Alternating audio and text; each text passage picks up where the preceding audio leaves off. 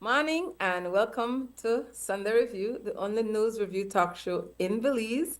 I'm broadcasting on X Television, and simulcasting on Crumb Radio, broadcasting on X Television, Belize Facebook page, and YouTube page. I am the producer and host, Sister YaYa Marin Coleman, and the tag is Making Sense of the News. Our guest and our co-host are here.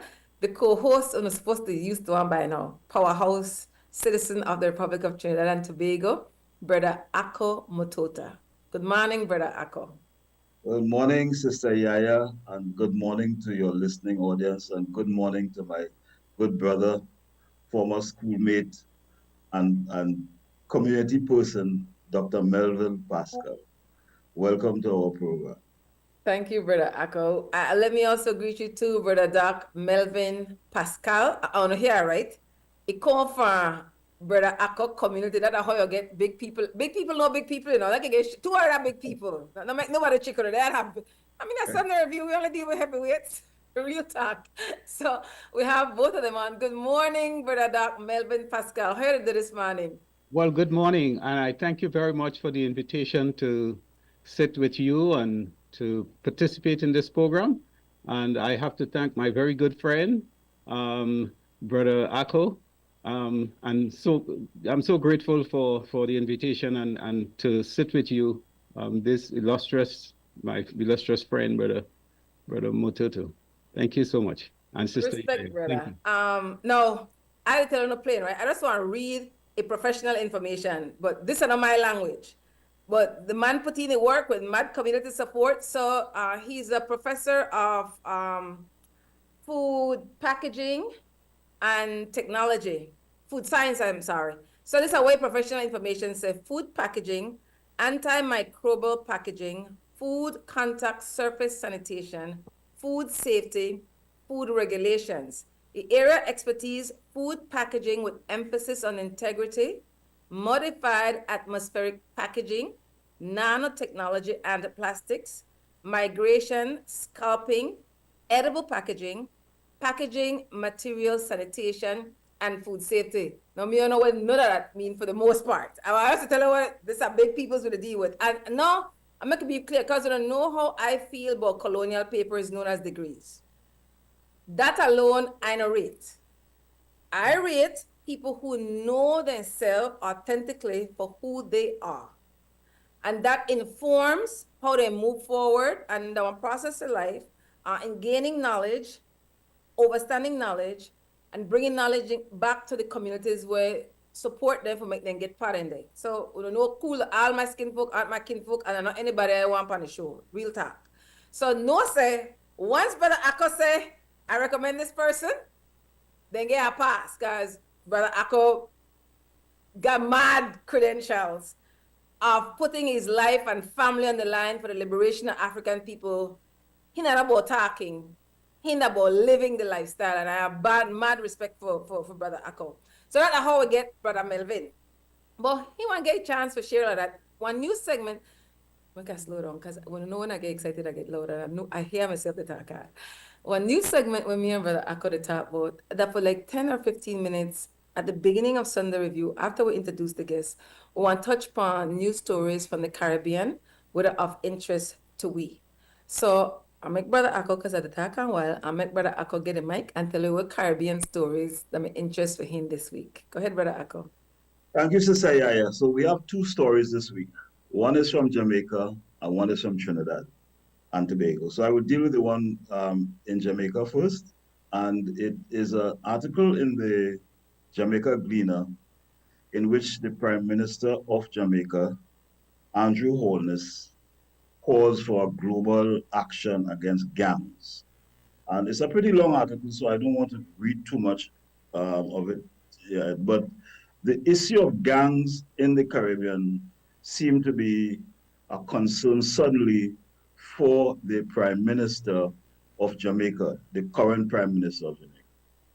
And he called for a global response involving other parties. He also mentioned in the article that the crisis in Haiti, and I'm quoting here, is a stark example of what happens when gangs gain unchecked power. For the last 4 years, heavily armed criminal factions have been controlling swaths of the country, paralyzing state institutions and turning the capital, Port-au-Prince, into a war zone. So that's one quote. And he also said that Jamaica is a model for solving armed violence organized by gangs. And it is the reason I am laughing at the article, because it's laughable. Because the very party that is in government, the JLP, to a large extent, was instrumental in fueling gang violence in Jamaica when the government of Michael Manley sought a different path to development. Michael Manley was advocating for what was called democratic socialism, which sought to redistribute the economy in a way that it benefited poorer people. The United States, with its Cold War attitudes, sought to derail any organization or any political party in the region that did not follow the dictates of Washington. So what happened was that the intelligence agencies in the US, in collaboration with the former Prime Minister, Edward Seaga, right, facilitated gang violence. And those of you who may not, whom some may be familiar with a group called the Shower Posse, right, which became a notorious gang in the United States, from Florida to New York. There are movies about the Shower Posse, and they should go and investigate it, the Shower Posse. And there were other gangs. But this was primarily supported by the JLP, which is in power right now, because they wanted to destabilize Jamaica and make it ungovernable, because the US did not want what Manley was pushing called democratic socialism. They saw it as just a version of communism. And in the light of the Grenada Revolution, they upped the ante and really went full steam ahead to destabilize Jamaica. So for the Prime Minister of Jamaica now to act as if his political party had nothing to do with it is laughable. Also, just recently, I think in 2011, there was an incident in Jamaica in which the notorious gangster called Dudu Scope, right? The police went to arrest him because he was a notorious drug dealer. And on the advice of the US, the police went to arrest him, and his gang, right, was in a battle, a gun battle with police in Jamaica. The United States indicated to the Jamaican government, and I'm saying this because I want people to research it. Don't follow what I'm saying, go research it. The United States saw the extradition of Dudu Scope. The Jamaican government at the time said, no, we're not extraditing Dudu Scope, because he was a supporter of the JLP again. And then the United States threatened to take away the visas and all of these things from these government leaders and their families, and guess what? They arrested Dudu Scope and repatriated him to the United States. And that's just another case of this violence that the Prime Minister so sanctimoniously washed his hands off, acting as if his political party had nothing to do with it, and is calling now for some international arrangement, which is more a form of decolonizing us. We have to be able to solve our own problems in the Caribbean, right? And not call on outside people all the time to solve our problems, especially problems that we created. In fact, in many of the political parties, and I can tell you this about Trinidad, we have always had criminal elements on the periphery of the politics. But when one of the opposition political parties came to power, they actually brought the criminal element. One of the first meetings the Prime Minister had was with a religious organization, right, which was previously involved in a coup to overthrow the previous government. So they brought the political leaders, in order to gain favor and to sustain their power, they brought criminal elements into the political process. And now they are acting as if somehow this magically occurred in the Caribbean.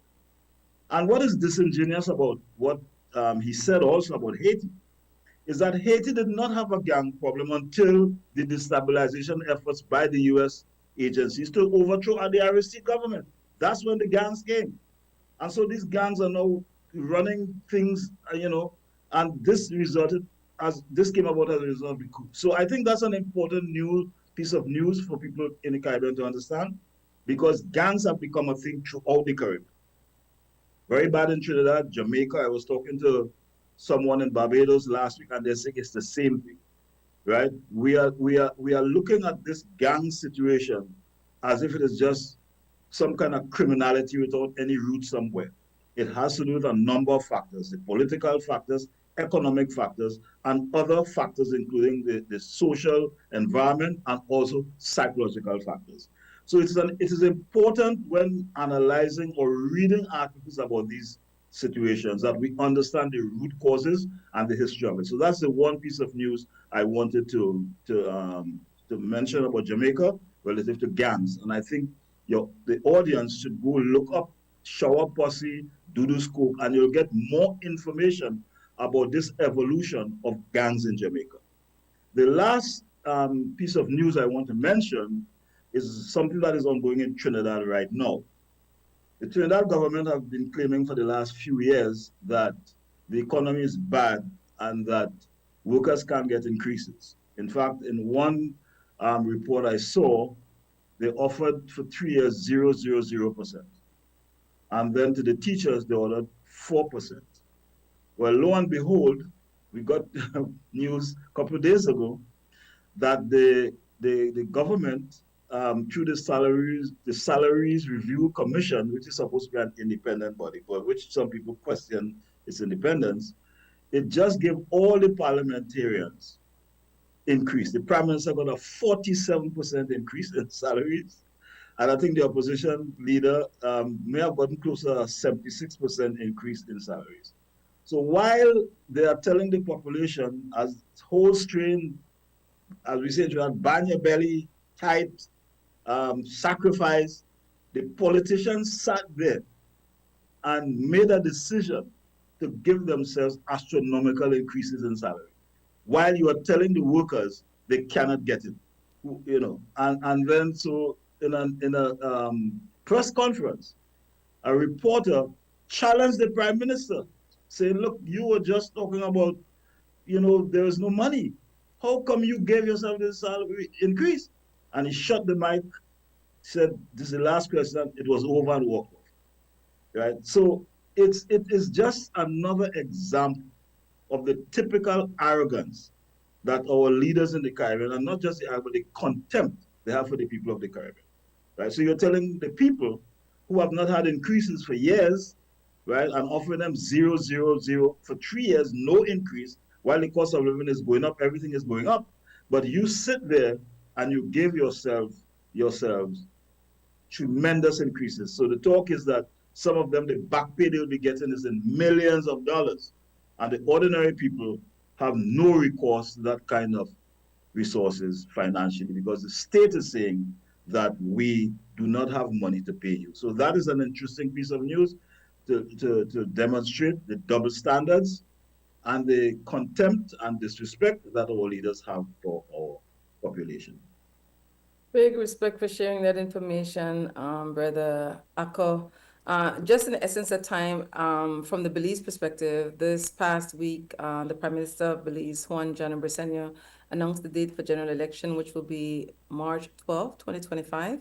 And to also say that one of the things a number of people in the region that follow is there are two groups. There's the Belize Peace Movement, who for at least since 2020 have been holding the state accountable as it relates to redistricting, because the state has been in violation of the Constitution of Belize, in that we have constituencies that have an inadequate number of constituents as it relates to representative as it relates to a person who's representing that area. So, for example, you have an area representative, and really the stronghold is in Belize City. So you may have a municipality, let's say Fort George, who may only have, this is just an example, like 2,500 registered voters. And then you have another constituency, let's say in the Toledo district, they have 10,000 registered voters. According to the Constitution, it's my understanding that it shouldn't be more, the international rule is you don't have more than a 15% difference. So if One constituency have 100, another one could have 115, and that's one good variation. But when you have disparities by the thousands, that are a violation of the Belize Constitution, and both of the two major political parties that Belize, the current administration, People's United Party, PUP, and the United Democratic Party, UDP, PUP that blue and white, UDP that red, white and blue, we put them together and we call them put up. That put up always kick the bucket down the road. When then the campaign, they say they want to look on the redistricting concern, but when they get in a power, they not do nothing about it. So it's our major push right now. 3 Belizeans, the person who's faced with consistent sit down, Breddah, Jerry Enriquez. And he's being represented, interested by a Trinidadian attorney.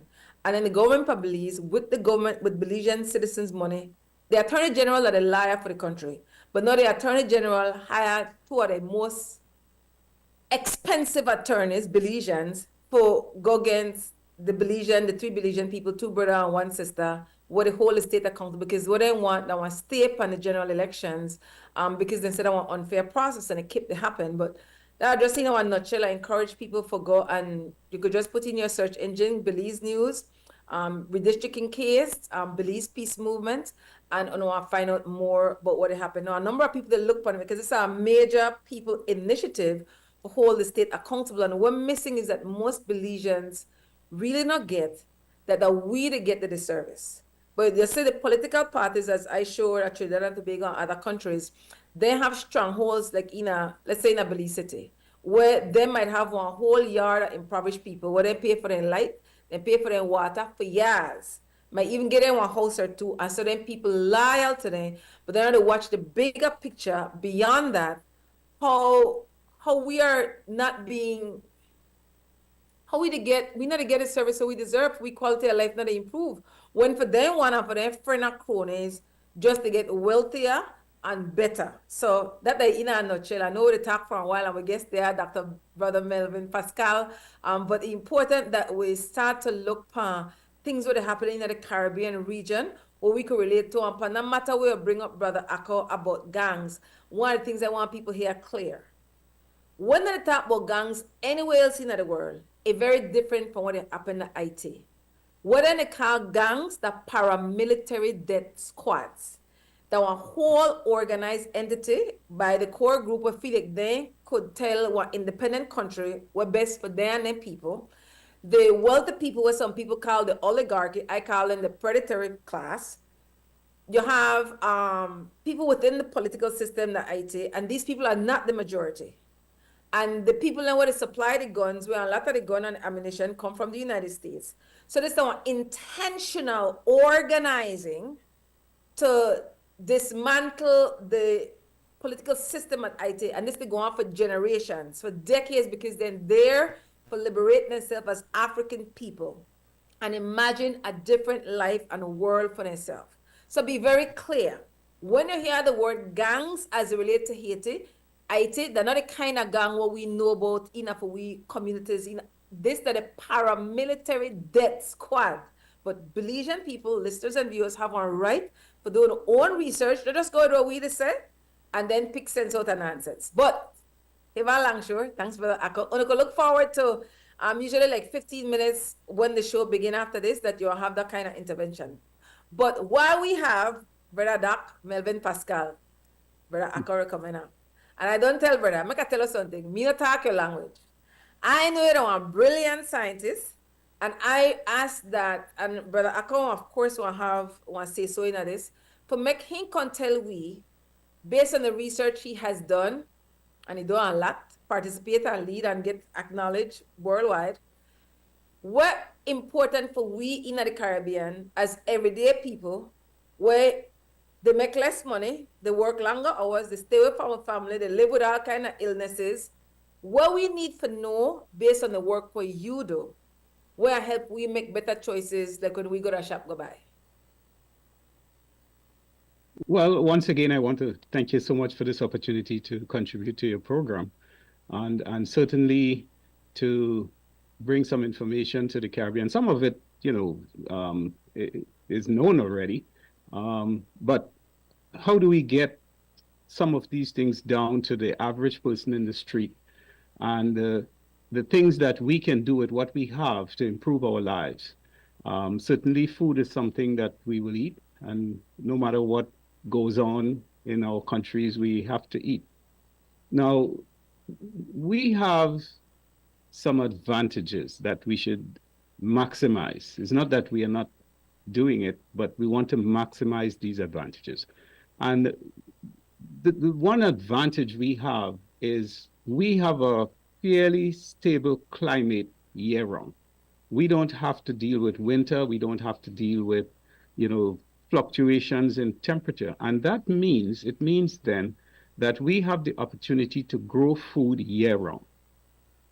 Yes, some crops are seasonal, but we can interchange our crops so that we have a steady income.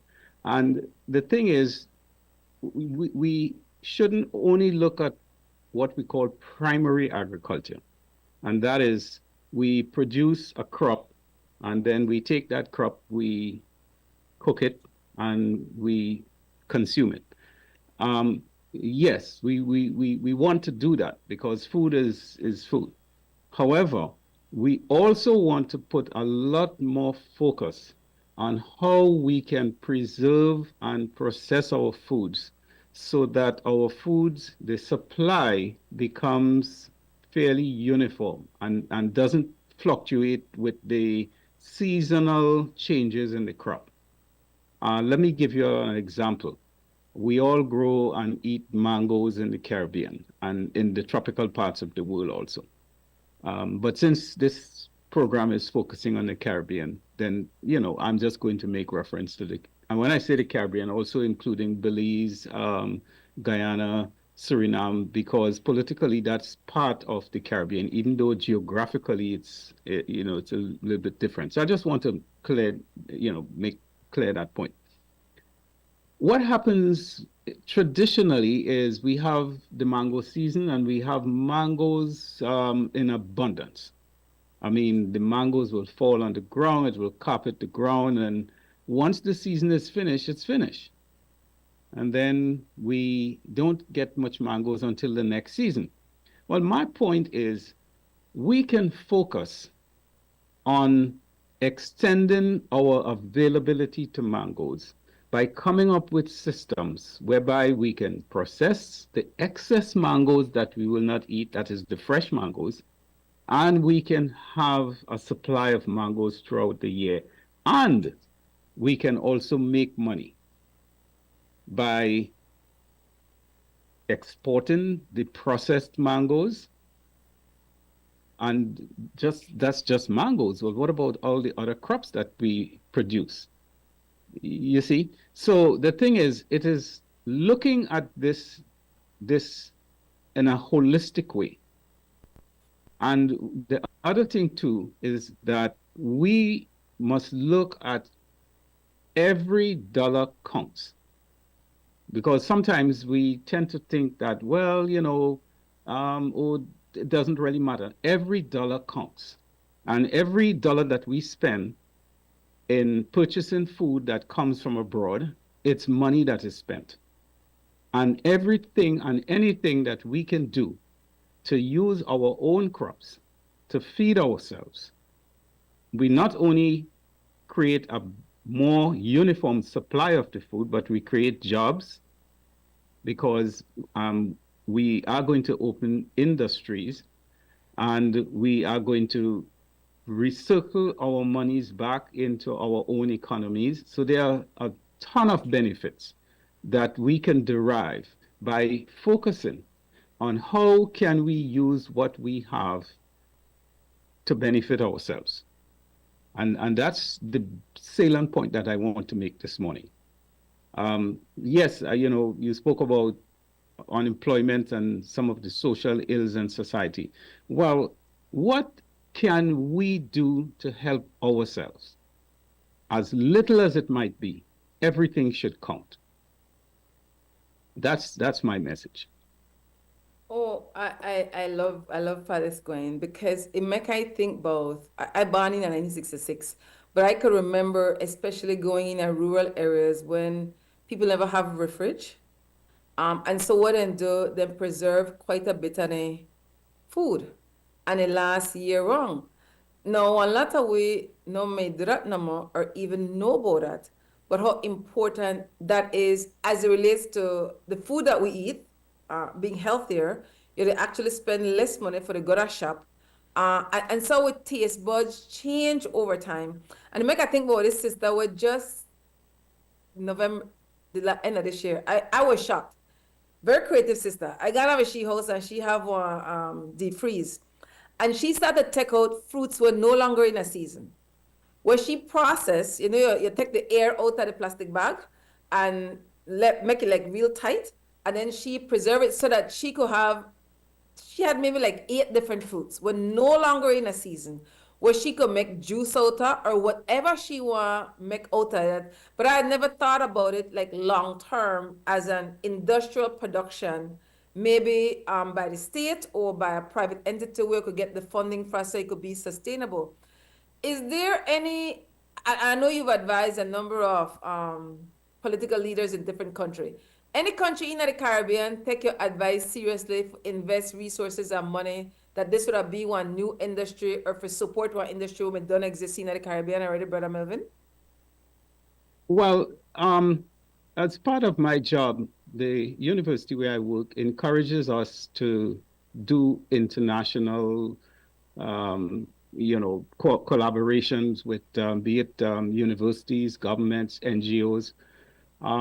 And I have done that. I have focused mainly on Latin America and the Caribbean. So through the USAID program, which provides funding for us to travel and go to some of these countries. And I have done that. I have been doing that now for about the last probably 13 to 15 years. I've been to Guatemala, I've been to Nicaragua, I've been to Guyana, Trinidad and Tobago, Jamaica in particular. I would say Jamaica is probably the largest recipient of my collaborations. Collaborated with University of the West Indies, the Mona campus, with the government, the Bureau of Standards, and with several private companies in Jamaica, and sort of offering my services to help them to improve their products and providing advice. And that's what I do. I do it, and I'm happy to do it. I've done it in countries outside of the Caribbean, in Africa, in Asia, and through the funding from FAO, for example. These, excuse me, these international agencies has provided funds for me to write a book, for example. My second book was really dedicated towards CARICOM countries. And in the book, I spoke about systems that they could use and focused mainly on packaging, food packaging, because that's my area of expertise, food packaging. So in the book, I offered, hands-on practical ways in which they can package foods, different types of foods, how they can test the package to make sure that it's done properly, because you don't want to process the food, package the food, and then the package fails, so the product doesn't keep its quality. These things are important. Also, many Caribbean islands have embraced tourism as part of their business. Tourism is very important, many of these countries. And there is a big market for the souvenir packaging. How do you package foods and package souvenir items that people may want to take back to the countries from which they came?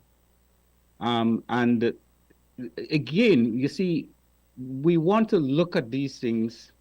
Yes, you want to have the small cottage industries, and you want to encourage that, because not everybody is going to have monies to establish a huge processing plant that puts out millions of products.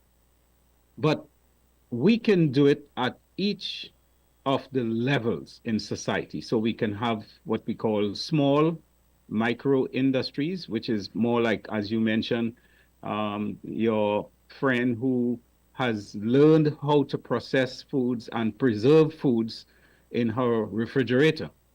Well, yes, we can have that, and he or she can sell that within their community. But then let's go a little bit above that.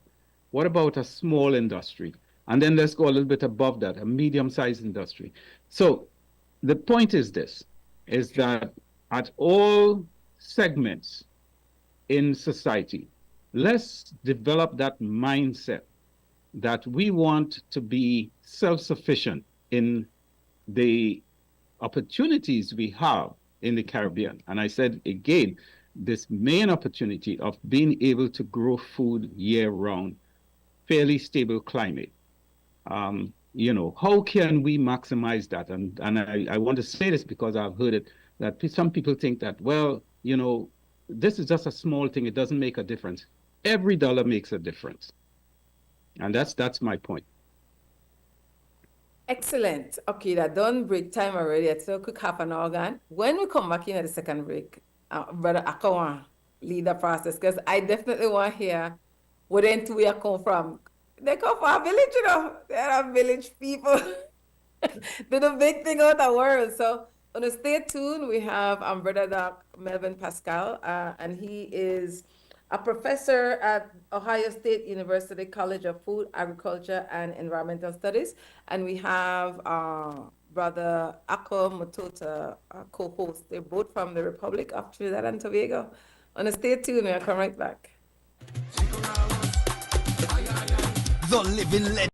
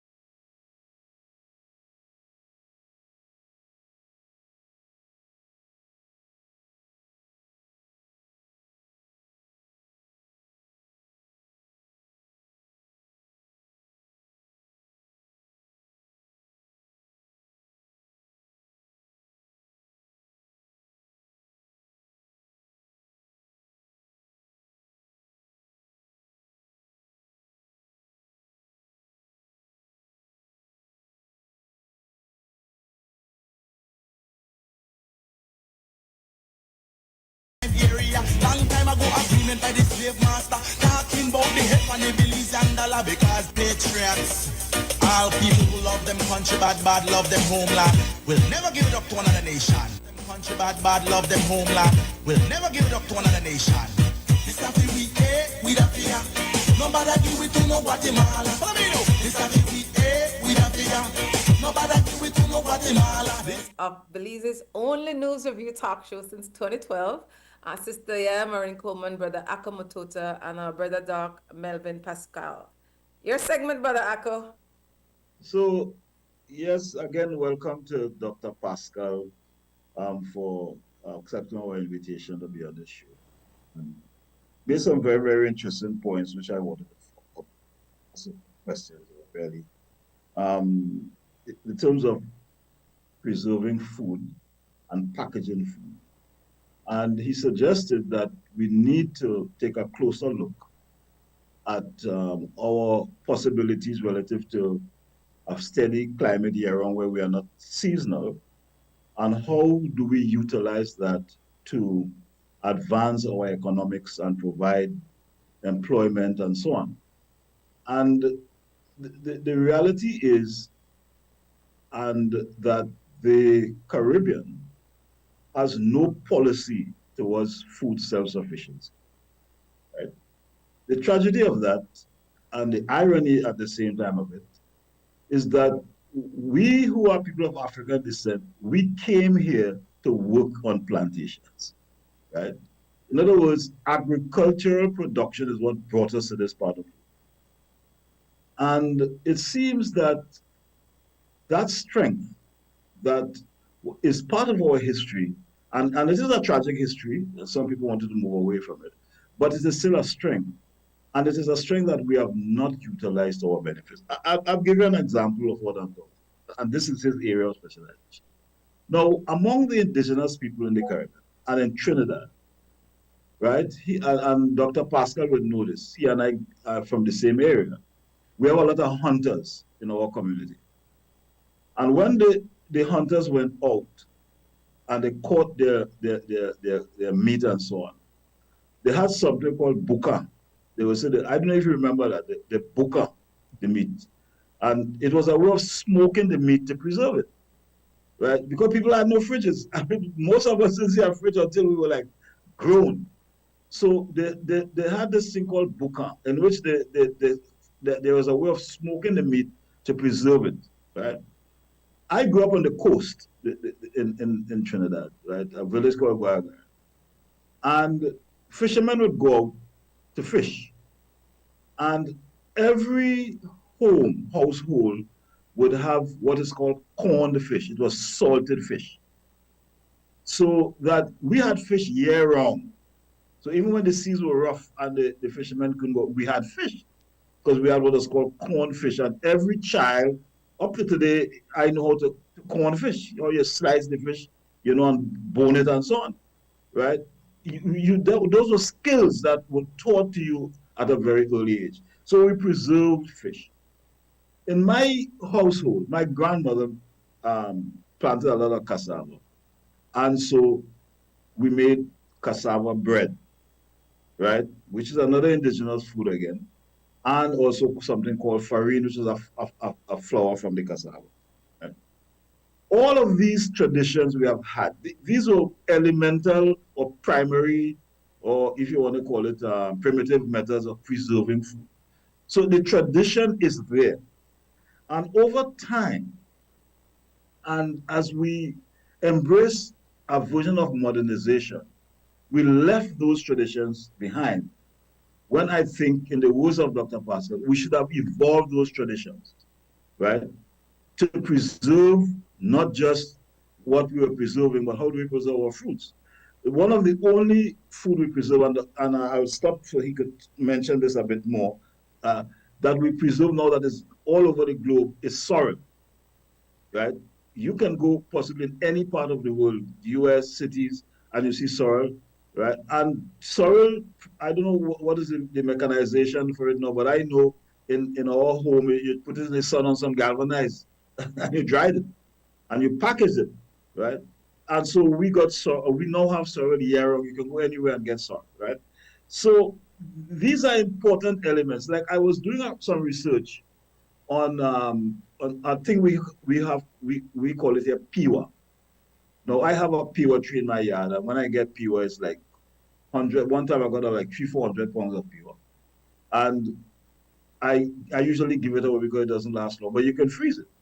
But I was doing some research and I found out in Costa Rica that there is a whole number of byproducts. I think the scientific name for it is peach palm, right?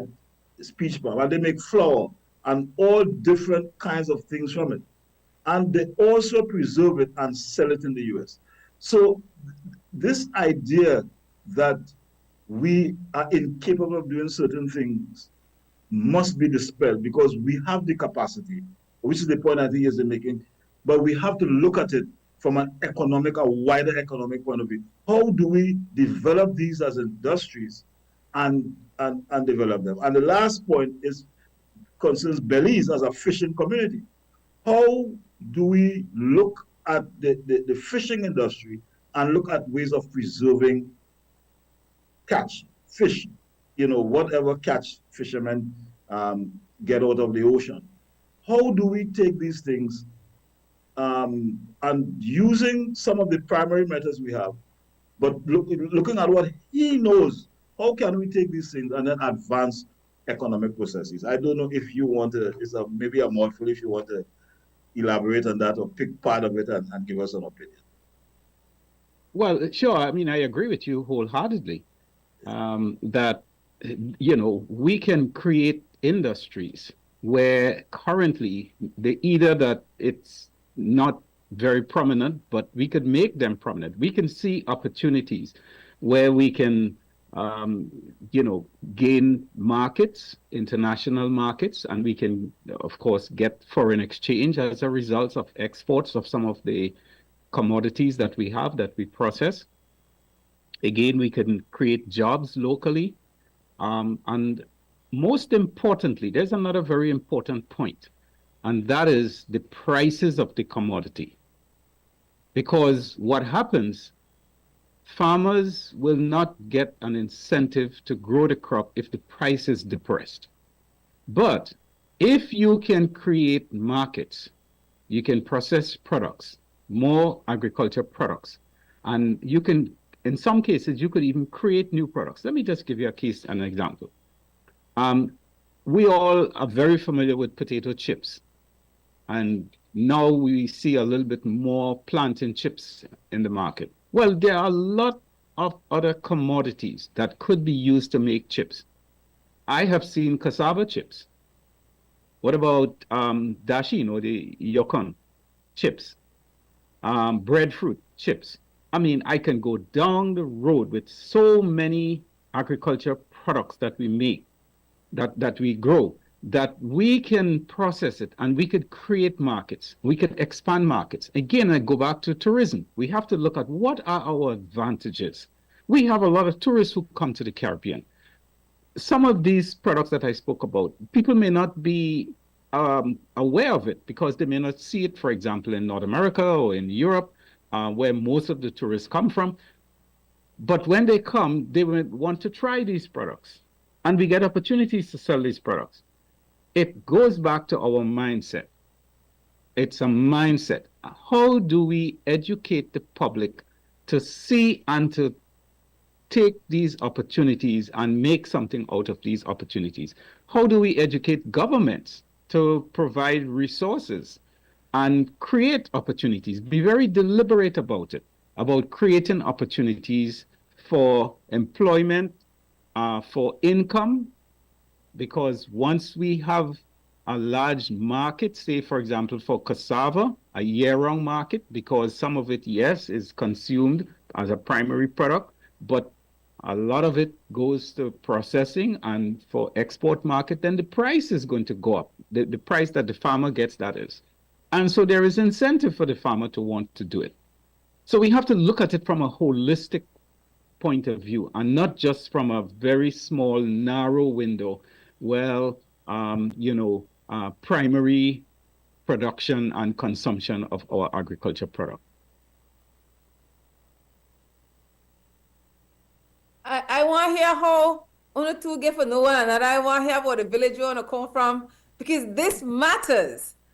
Them kind of connections matter. So and you know how we go. Things that people are sitting that people I will not pay much attention to people at village when one lot of people whether that city come from village and then we knock we head like we forget. So please tell me about the village you want to come from and how the two get for know one another. Well, the village I come from is about 20 odd miles from his village, but so he lives like in the town, what is called the Rio Claro, which is like the city, right? The head for we have what is called a county, okay? And Rio Claro is like the seat of the county. They now call it a regional corporation. But I'm from a remote village called YaYa. It's on the coast, so it's about 20 miles away. But we knew each other at secondary school.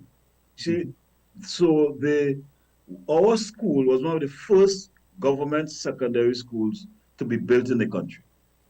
So because prior to that, high school was only for the elites and the select few.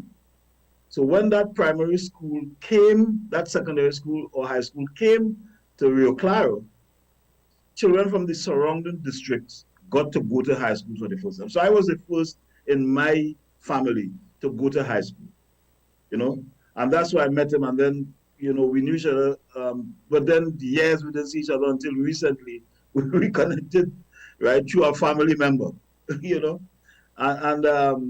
but so while we were on the coast and it was primarily fishing and some agriculture, but he could tell you where he was, it was more agriculture.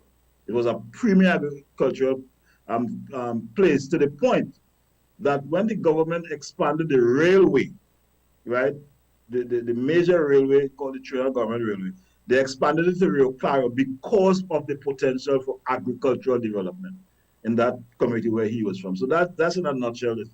You know, my village is small on the coast, and he lives like more in the town. But he could tell you more about his community. Brother Doc Melvin, how you end up from there? Who apply you there today? Because after and I tell you, I know we have brilliant minds from what's called the Caribbean region around the world. Oftentimes we don't know on a face, we don't know the work one to do. And sad to say there's not a political will for really have them people knowledge. Benefit we were at home, so you have this continuous brain drain. But I'm happy for here that Brother Melvin go back home at least once a year, on the regular. So some of them just shake the dust off of their foot, and I don't blame them sometimes. So how was it because of the agricultural environment that you were born in, where you get this interest into agriculture for end up on your head up, Brother Doc Melvin? Well, that has had an influence. I must say that. My father, when I was the last of his children, there is a little sizable gap between my older brothers and sisters and myself. But when I came on the scene, I knew my father as a builder. But then I remembered as a little boy him saying, I can't do this anymore. I can't climb up on buildings and this type of thing. And then he resorted to farming. So he had a cocoa farm, and at one time sugarcane, and he felt the sugarcane was just too much work, and he just focused on the cocoa. And then I learned firsthand about the seasonal growth of the cocoa fruit and the times when the income from that will be depressed because it's out of the season. And when I went to secondary school, the same school that Akko went to, Rio Claro Secondary School, they offered a course in agricultural science, and I took it. And I would, you know, and what I had seen on the farm and then what I was learning, the science of it really intrigued me, and I did have that interest in it. One thing I want to mention, and I'm saying this to the benefit of young people, particularly young people in the Caribbean, and even here in the United States, those who are tuned into this program. At the secondary school, it was a country school, and the school did not offer all the courses in sciences. It didn't offer physics, it didn't offer biology, and I had loved the sciences. So I took the science courses. I took math, I took chemistry, because those were the two main science courses. And I wish that the school had offered physics and biology, and of course, agricultural science. I was so much in love with science that I decided, even if the school was not offering biology, I wanted to do biology. And as a kid, I probably was, 17, 16, 17. I decided on my own to do biology. So I went to the library and I took all the books that I could and I studied for biology on my own and took it and passed it. That is what drives me today. And I say this because it's what's inside of me. People of the Caribbean, don't sit and wait on the government to do things for you. You can do it on your own. Don't wait. This is your Caribbean. This is your country. Even Belize, this is your country. Yes, the government has its responsibility. I don't care who the government is, who the political, that's not the issue. The issue is you can do what you can do as an individual. And that's my approach to what I am doing here, even now. I'm not waiting on anybody. I said to myself, what can I do to help the Caribbean? That's why I'm doing what I'm doing. So, that's all I can say. I'm not asking anybody to do anything that I'm not doing. I hear you, and that's accepted that your story. And I would say this, I went to Trinidad this last December, and my sister lives in Trinidad. And I saw that there was water puddling in the road. And I said, well, what's causing it? I went out there, I looked to see the drain was clogged. I took a shovel and cleaned it. And I said, why? I mean, yes, the government is supposed to do it. I'm not saying that. I'm not taking away from their responsibility. But if it's not done, why allow the road to deteriorate? And nobody's doing it. And everybody complains. I just went and did it. Let's adopt that attitude that what can I do as an individual? The government has their responsibility, and I'm not taking that away. But what can I do as an individual? I hear you completely, and I support that position. That's why I say only the people want to save the people. However, what are also true is I believe the family, the community that raised you had a big part of you developing that mindset. So when you have one generation or two of impoverished people who don't have the mindset, I never see my granny do it. I never see my marpa do it. I don't see nobody in my family do it. I never see my neighbor do it. And this is true consistently to going on third generation now. The mindset is survival, hustle. That's for their mindset. How we want to change that mindset to the mindset that, yes, I can. I can't do nothing about the fact that I born in an impoverished family. When I come aware, we the cuss, holler, scream people, and we the hustlers. I want to put on a red shirt this morning, I want blue shirt this afternoon, and get the most money what I could get. I just to try to survive. I born in conditions. How you make that transition, brother Doc Melvin? Because I think more people that Belize, let's say Belize City, for example, urban areas, have the mindset than don't. Even though we could look back 2 or 3 generations ago and say, well, with great-grandparents or with grandparents had a different mindset. How do you respond to that, brother? Or brother, Ako, you answer something? You directed the question to him. I mean, unless I could comment afterward.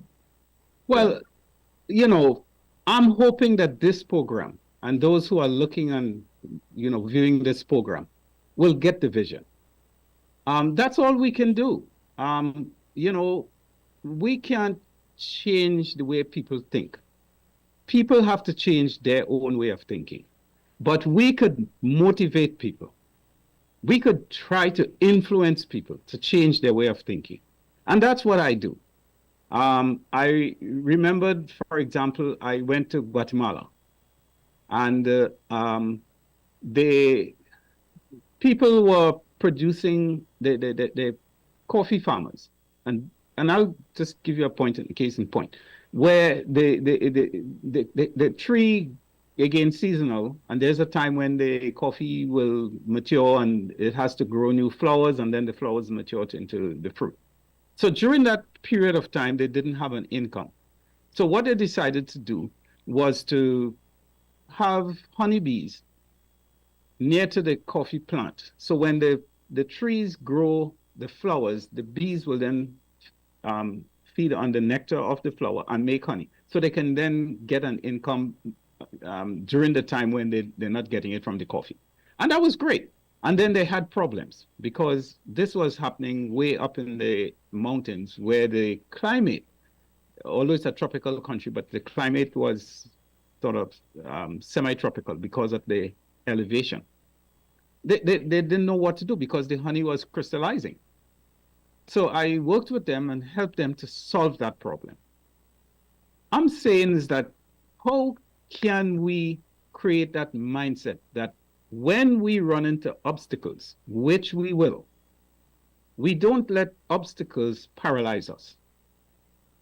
How can, and those of us like myself who have the mindset that I have gotten, and I have to say, I thank my parents, because I came from a stable home, came from a religious home, and my father was a hardworking man, and I got that from him. But how can I then use that? So one of the reasons why I'm as a university professor, because I like training young people. I like doing that. That's my passion. So how can I do it? How can I, whatever opportunities when I go to the Caribbean, I said, just invite me, I'll come. I want definitely follow to that one day. And it's easy to say you want to come. Oftentimes it's because I could think of a number of people who could benefit from the knowledge, but they're not people who could pay for a plane ticket. They might put you up in somebody's house and make sure you eat 3 meals a day. I might have to get public transportation, but I really hear you and I appreciate this intervention right now, and hope that others will listen and view it, will feel inspired or hopeful that there's something I can do, and that I value. I can get 2 cents before we go to our second break, Brother Akko. Okay, well, very important point that Dr. Pascall made about the mindset. Now, our education system has been a failure in the Caribbean. When I was in primary school, we never had janitors. The senior children in the school would clean the classrooms, okay?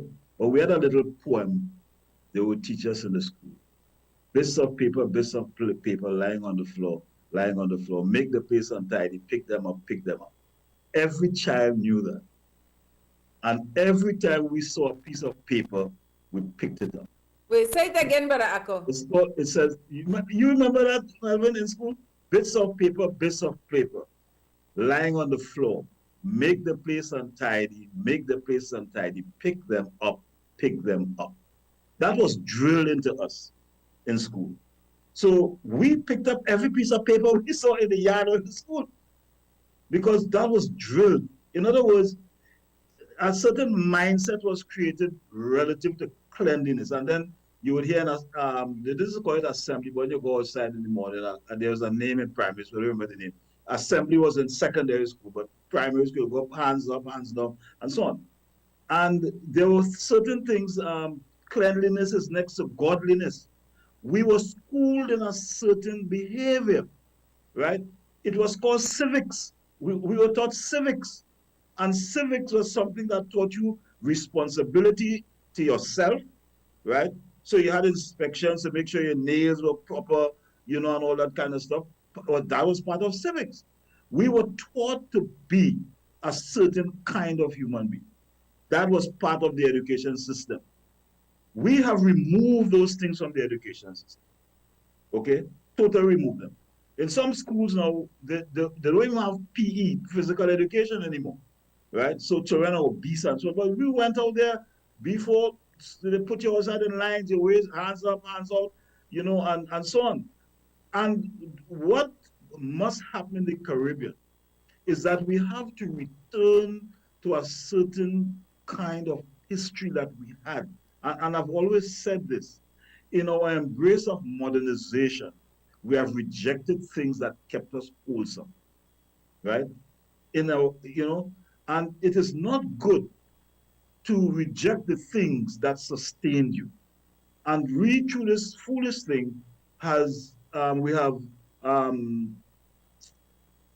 discarded a lot of things that kept us wholesome and kept us whole, right? And so, in terms of our mindset, we have to return. And the last one I want to make to you about those things, about what you said about what the politicians have done. So, in Trinidad is red and yellow in the political parties. So, I'm going to put on a yellow shirt to get something, and the opposition, the ruling party is red. And so, we have created a culture of hustle, you know, and that culture of hustle is sometimes takes very, very different turns. And unless we can, find ways to change that culture, because what we have in the Caribbean, to be honest with you, a lot of, if you look at the root of our problem, it's a cultural problem. Is that we have rejected who we are and what we know to embrace somebody else's definition of reality, you know? And while some of it remains, the dominant elements of our cultural construct is not what motivates us, right? So from what we eat to how we dress, I mean, you look to the Caribbean, now every young man is the pants on the bottom without a belt. How did that happen? That's a cultural problem. My friend is a teacher in school. He told the students when they asked him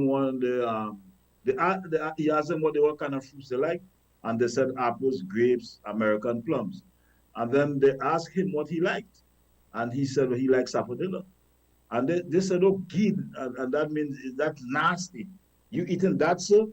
How do we get from disowning and disliking our own indigenous foods to want to? Apple was once a year we saw it in Trinidad, and that's if you could afford it. That's if you could afford it. Now we have apple year round, grapes year round, wasting foreign exchange. We have a school feeding program in Trinidad that should be flooding our children with local foods. Instead, we're not doing that. So we put things in place, but then it facilitates the same kind of what I call foreign cultural domination that permeates our society. So it's a number of factors, and I agree with Melvin in the sense, and that's how I am. If I see something has to be done, I'm going to do it. I'm not going to wait to say who coming or who. I'm going to do it. You understand? I remember when we ran the school in Trinidad, we made the children clean the street that we were on and the beach area. That was part of their civic responsibility.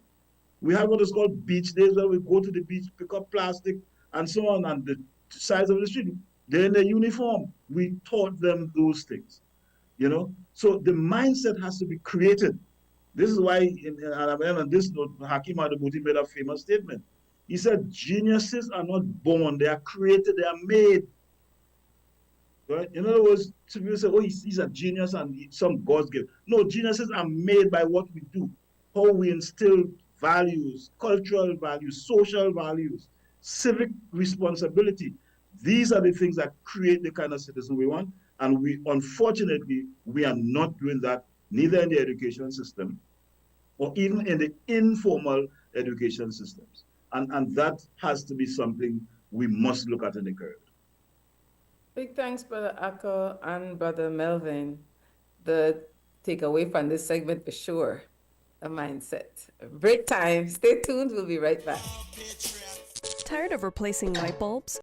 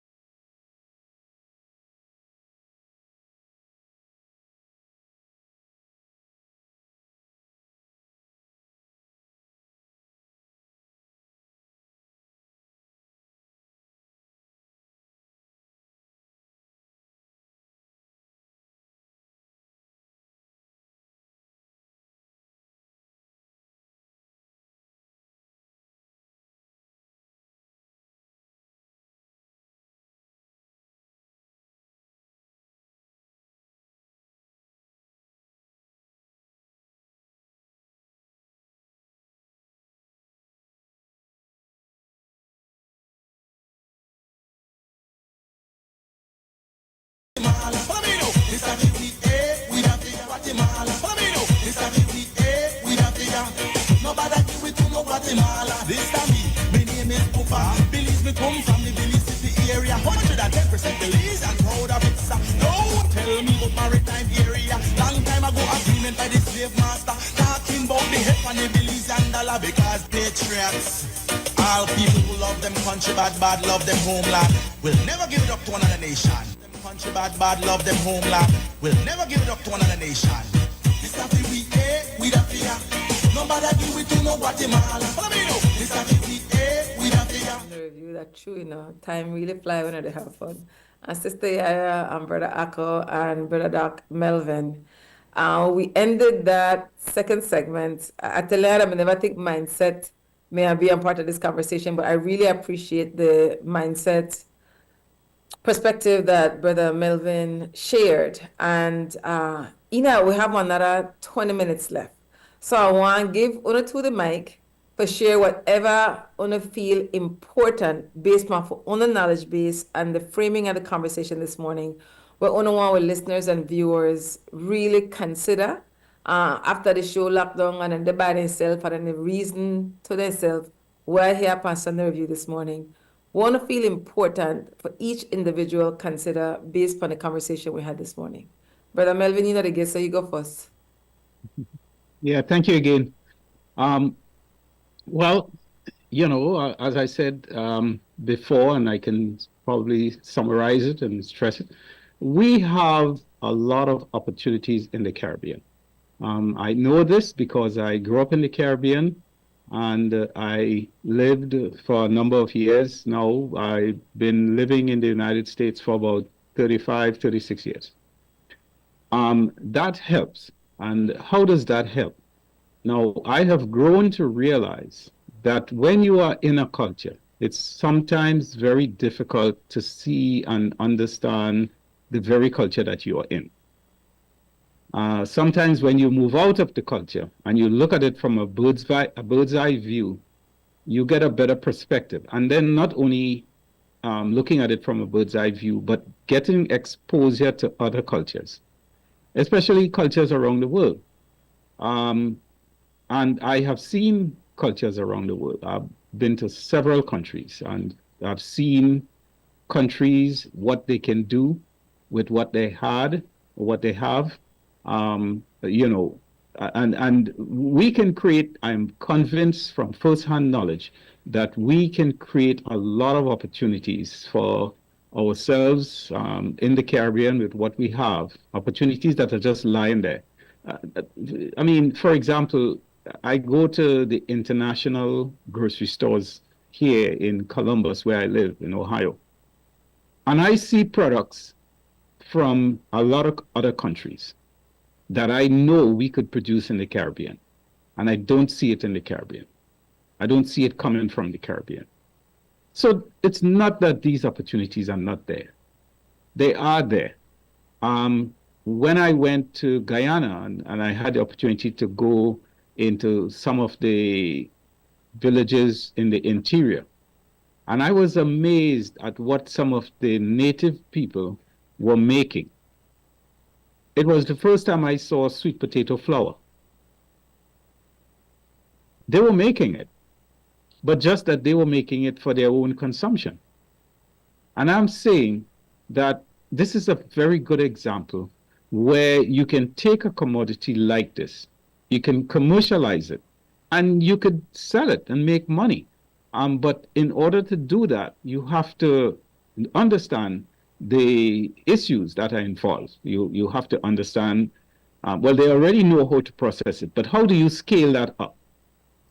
How do you scale it up from simply making it in, you know, in a small way and, you know, as a cottage industry by, you know, and then if you want to commercialize it, then you have to package the product in a way that it will attract consumers. So you want to get an understanding of how colors affect our ability to make decisions. Because now you're trying to create a market for something that either doesn't exist or it exists in a very small niche. So you want to get that understanding as to how to do that, how to make it successful, become successful. Yes, the government will certainly be very helpful in that process if, in fact, it does focus on these kinds of industries, and help people to do it. But again, I would not promote just sitting down and waiting on the government. What I would like to see is people move beyond simply discussing these issues. Let's move beyond talk. Yes, there's a lot of talk, and we need the talk because talk is what influences people to want to move forward. Yes, but let's add to that, what can we do? Let's move forward. Let's create that mindset that we want to make a difference, as small as it is. As an individual, I will do my part to make a difference, because that's how culture is created. Culture is created when individuals become motivated and they then pass that on to other people, and these other people also become motivated, and then it moves from an individual to a community, and from the community to the country. And that's what I think will be very helpful to the Caribbean. And that will push the politicians to do certain things. Because when they realize that, wait a minute, people are not tolerating inactivity or inaction in certain areas, then that they have to. And, I want to see a more matured approach to these things from our populations. Thanks, Brother Doc. And in listening to you, which I think that I don't know if the Caribbean have one database of these micro or cottage industries, because there may be more happening than we know. I'm usually surprised, like, what? They make local soap, that Belize? What? They have seaweed packet. Like, unless I travel, I don't know how much they actually have to offer. They might not make the news. I don't know, because, going to the community or somebody not tell you about it. So there may actually be more of this than we know, not only in Belize, but in the region. So there's definitely a need for I know a phone book, as well, phone book outdated now, but some kind of database of these industries. Do you know if there's any, Brother Melvin? Well, there are organizations. For example, the FAO. FAO has offices in various countries in the Caribbean, and the FAO would have information, because I did a couple programs through the FAO in Guyana, also the USAID in some of these countries. There is an organization in Miami, and I don't remember the name of it, but it also focuses on these kinds of industries in the Caribbean. The University of the West Indies should also have information about this. What is the FAO? CARICOM. Food and Agricultural Organization. Thank you. Food and Agricultural Organization. Yeah. Thank you. Yes. Yeah, sorry, I should, yeah. So, we could get this information. It's out there. And how, do we change culture? And you have to remember, culture is not easy to change. It's like a big ship. It's not that easy to turn a ship around. Sometimes some things may happen, like COVID, for example, which was a global issue. Right, and that changed the way people approach certain aspects of life. A war or some natural disaster.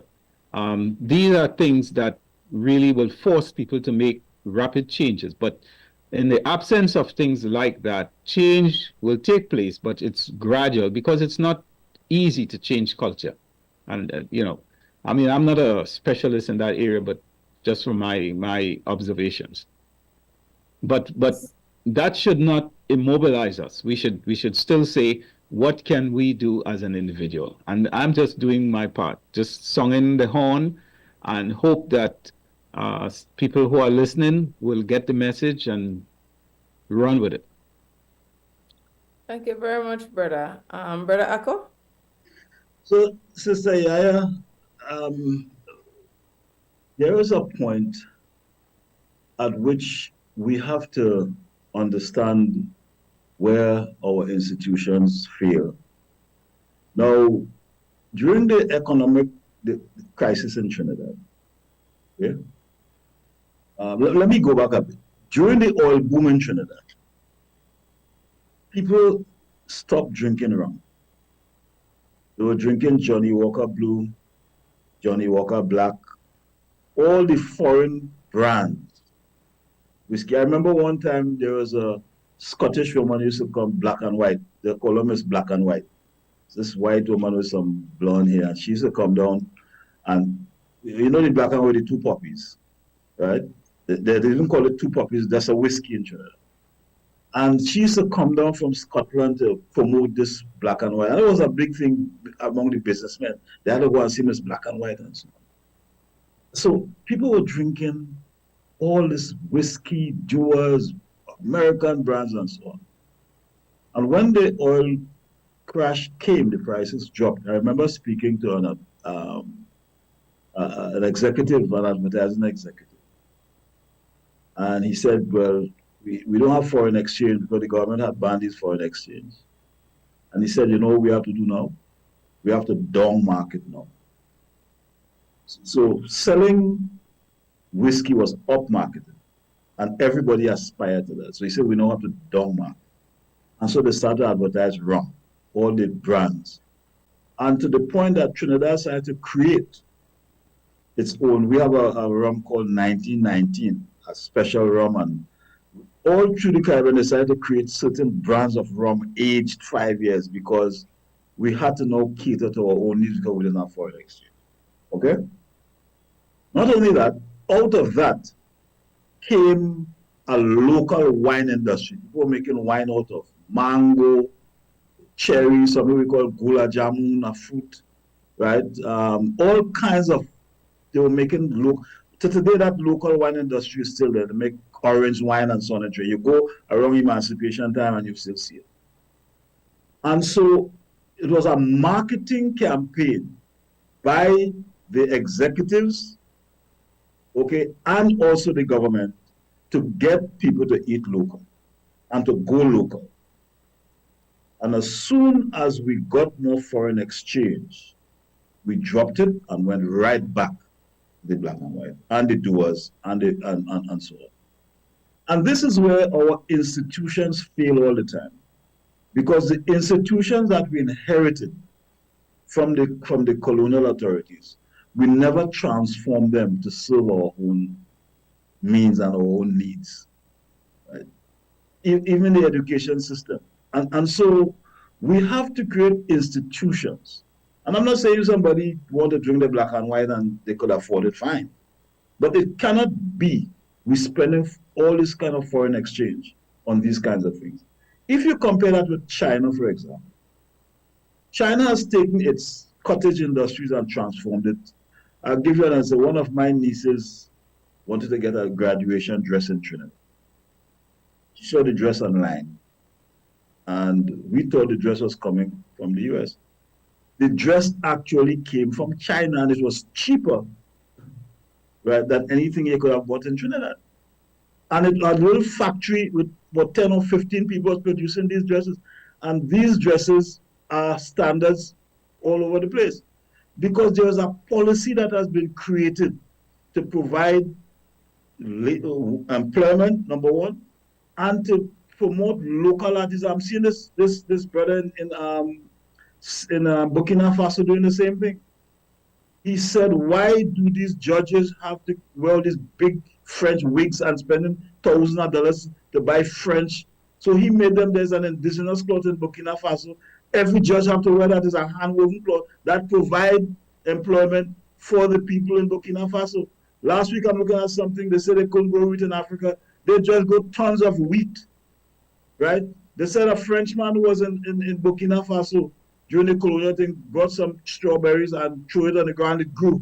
So now they are growing their own strawberries. They not just develop a tomato factory because they said all the tomatoes will being wasted and they're buying foreign tomato paste. The point is, it is a government, whether you like, you say the Democrat or not Democratic, it's a government that prioritized, right, certain policies and said, okay, we want to be self-sufficient. We only do it conveniently when we're in trouble. Right? I remember as a little boy, they had something called buy local. I don't Melvin may remember this, right? Yeah. Buy local. People, right, and they had calypso shows. I remember when the government said they buying local, I remember people producing pongs, then there were spots. And right in front of our house was a spot where the farmer would come and produce, bring the piece of the government to collect it. Guess what? Some of these pieces remain rotten on the ground and never picked it up. So you frustrate people. My grandfather, like his, was a coconut farmer. That's how we lived. I never knew him working anywhere. He harvested his coconuts, made copra, he sold some to the people who made coconut oil, and then we made our own oil, right, with the coconut. Okay? So it produced copra. All of these things we had. And then government policy changed that, well, one, they created this thing to tell us that coconut oil ain't good at all. That give you cholesterol, this, that, and we not only rejected it, we also started to buy corn oil and all of these fancy oil. I remember having a friend, she was a scientist who worked at the Bureau of Standards. She came up to the US and she got a job in one of these big scientific firms. And she said, you know what I realized talking one day? She said, they fooled us. They created bogus science and said that coconut oil wasn't good, that it gave cholesterol. Because she said it was called the battle of the northern oils versus the southern oils. They wanted to sell corn oil and canola and all these things, and they give us some science telling us that is no good what you're eating, and we rejected our own coconut oil. Just recently again, my uncle is telling me something. Where we are is the oil companies, Amoco and now BP. And BP used to bring a nutritionist to come and talk with them.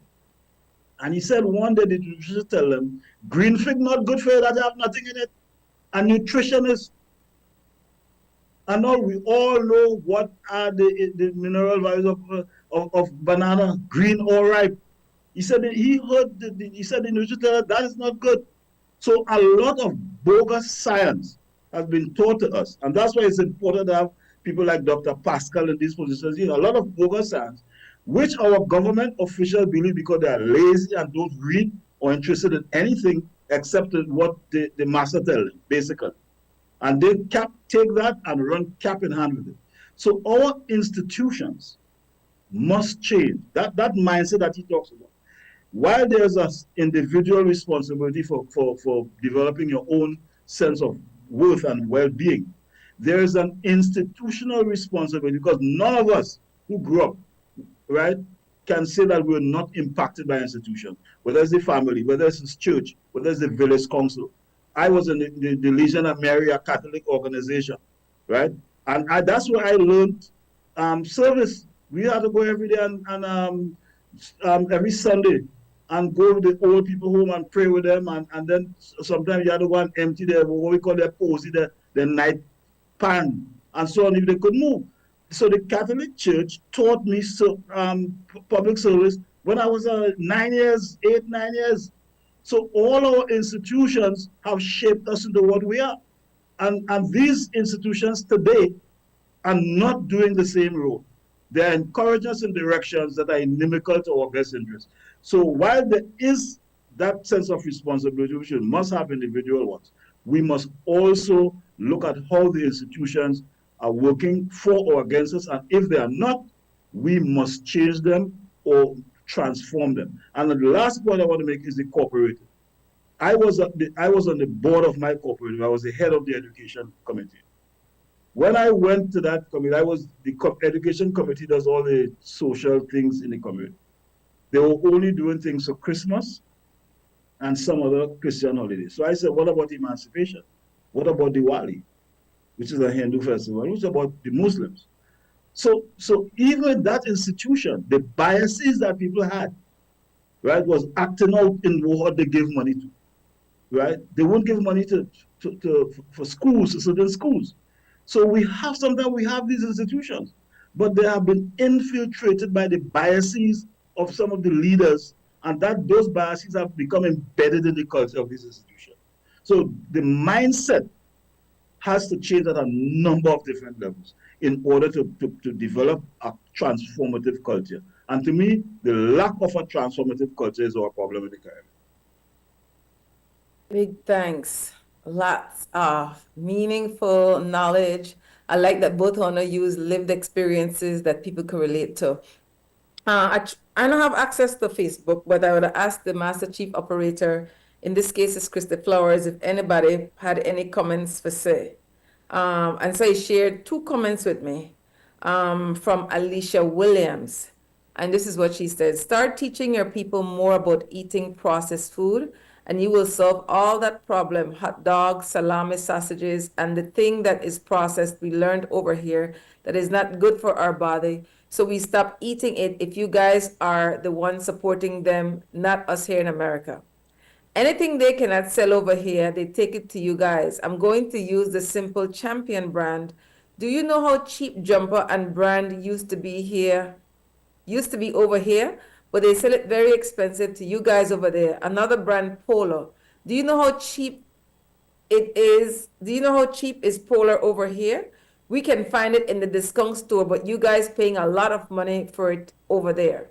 Valid point the person to make. I'm going to have that conversation, I think during one of the break, that countries that are called developing countries, there's a different standard, like even vehicle, food we eat, if you have coloring or not, what are different in other sometimes first world countries.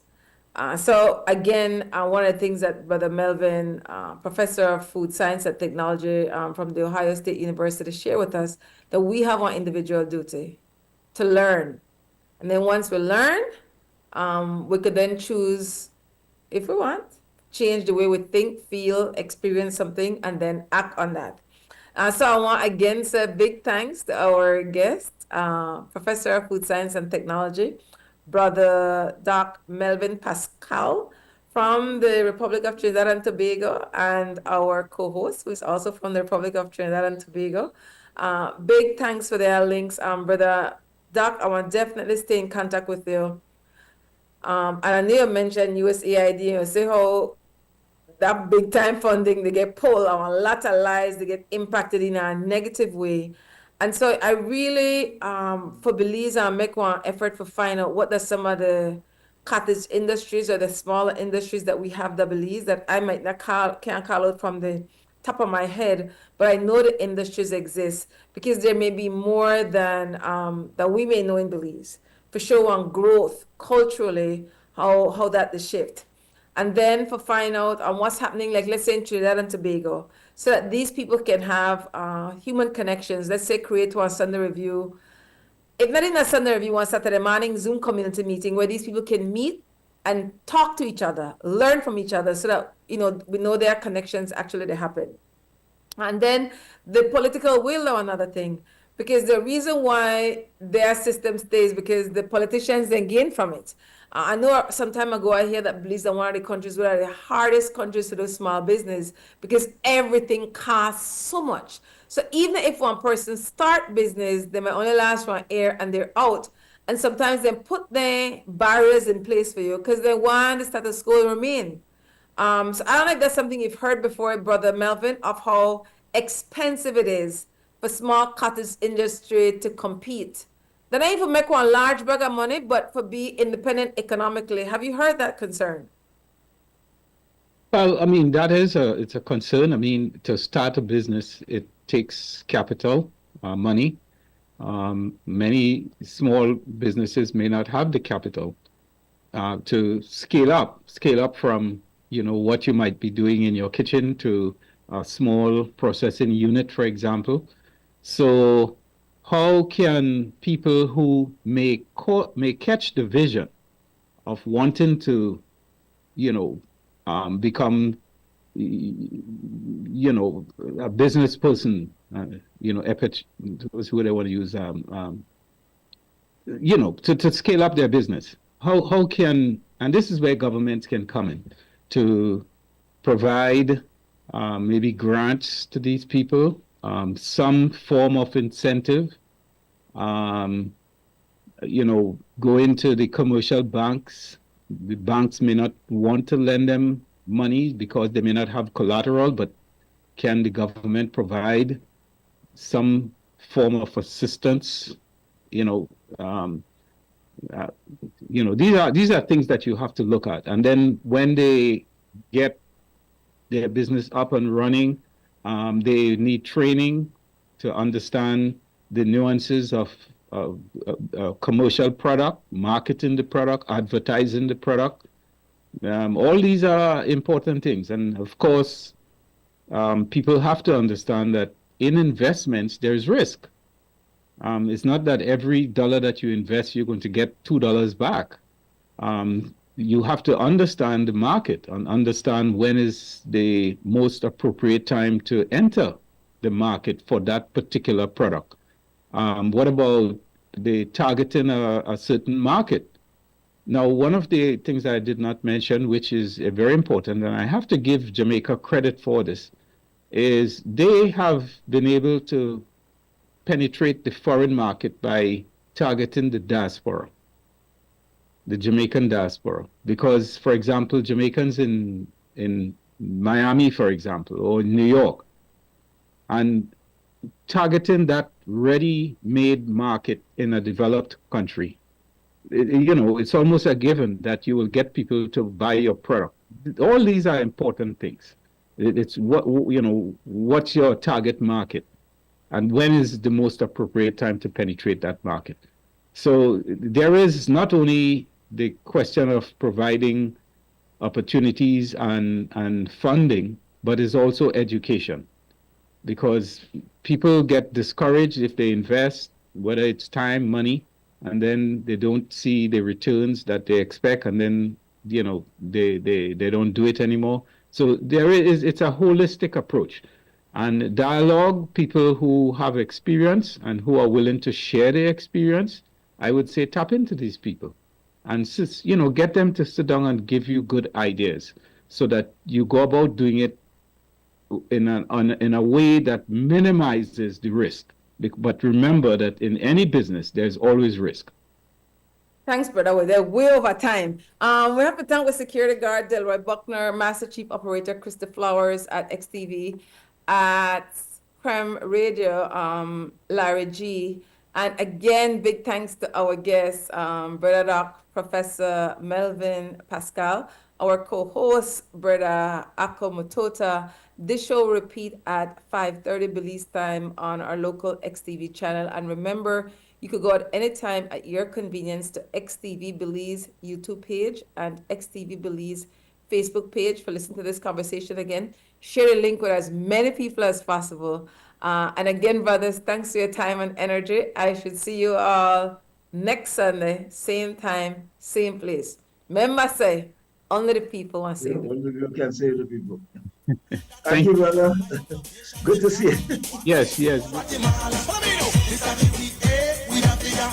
Nobody do it to no Guatemala. This time me name is Pupa. Believe me, come from